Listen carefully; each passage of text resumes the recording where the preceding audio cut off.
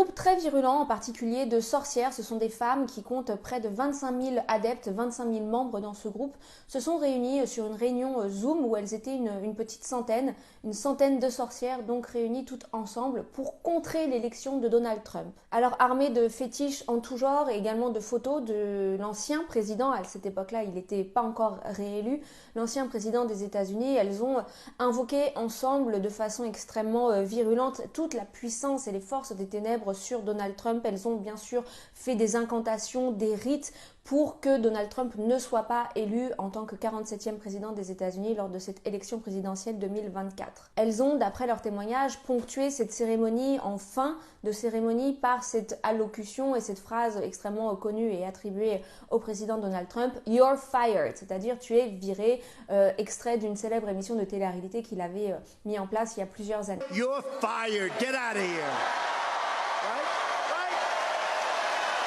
Et donc elles ont conclu tout ce rituel satanique de sorcellerie en finissant avec cette phrase « Donald Trump, you're fired », Donald Trump, t'es viré, sous-entendu, tu es dégagé de la scène publique politique, on ne veut pas de toi en tant que président, nous les sorcières représentantes des forces occultes, diaboliques et sataniques. Ainsi, ça vous indique pour quel camp elles étaient et donc qui était de quel camp et qui était de quel camp, mais encore une fois, je me suis déjà exprimée sur le sujet. Seulement voilà, à la suite de cette cérémonie, plusieurs ont été interrogées puisqu'elles ont partagé cela sur les réseaux sociaux et ont été questionnées finalement sur l'efficacité de leur rite, et plusieurs ont témoigné en disant qu'elles s'étaient aperçues que lors de leurs incantations, lors de leurs proclamations à l'encontre de Donald Trump, elles s'étaient aperçues que le candidat était protégé par ce qu'elles ont nommé, je cite, d'un bouclier très puissant autour de lui qui faisait que en fait aucune des attaques qui étaient envoyées à l'encontre du président Donald Trump n'avait eu d'effet de leur part. Quand les journalistes les ont interrogés sur le fait de l'explication de ce bouclier, elles ont dit mais est-ce que vous avez une explication, vous qui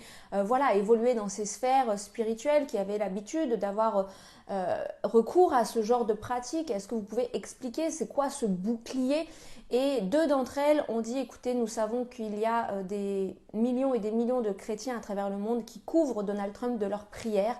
Et ce sont ces prières qui ont formé autour du président un bouclier qu'aucune flèche qu'on lui enverrait, en tout cas nous, elles ont parlé en leur nom, donc au nom de leur groupe, qu'aucune de nos flèches ne pourrait atteindre. L'une d'entre elles a ajouté qu'elle était en train d'essayer de voir dans le monde spirituel dans quelle mesure elle pouvait contourner ce bouclier et faire en sorte d'aller chercher un peu plus de puissance pour pouvoir attaquer le désormais président des États-Unis. Je voulais donc simplement vous livrer cette information, vous en faites ce que vous voulez, vous y croyez, vous n'y croyez pas, moi j'y crois et nous savons bien qui est notre ennemi au final.